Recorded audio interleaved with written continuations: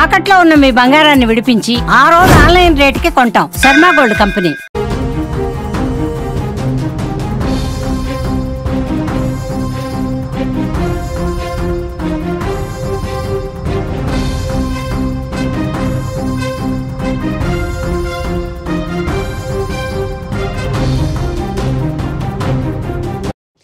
భూకంపాలు భయపెడుతున్నాయి. వివిధ దేశాల్లో తరచూ ప్రకంపనలు రావడం ఆందోళనకి గురిచేస్తోంది.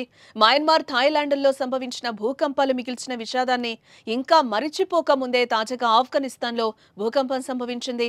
బుధవారం తెల్లవారుజామున సరిగ్గా 4:43 ఆఫ్ఘనిస్తాన్ ఉత్తర ప్రాంతం బష్లోన్ ప్రావిన్స్లో భూమి కంపించింది.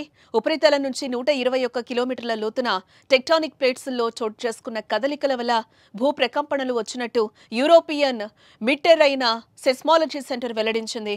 ఈ భూకంప తీవ్రత రిక్టర్ స్కేలుపై 5.6గా రికార్డైంది.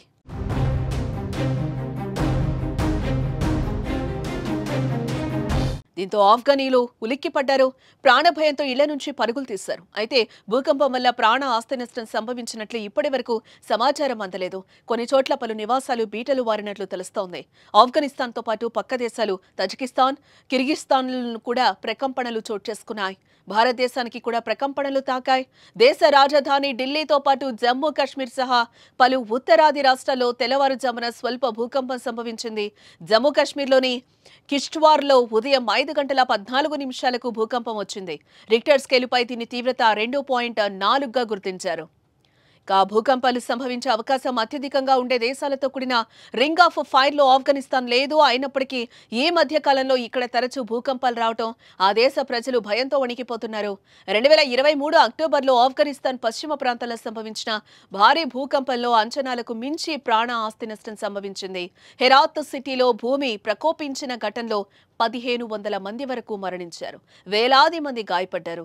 భూకంపం సంభవించిన గ్రామాలన్నీ పూర్తిగా నేలమట్టమయ్యాయి. మరోసారి భూకంపం భయపెట్టినా పెద్దగా ఆస్తి ప్రాణ నష్టం సంభవించకపోవడంతో అంతా ఒకసారిగా ఊపిరి పీల్చుకున్నారు.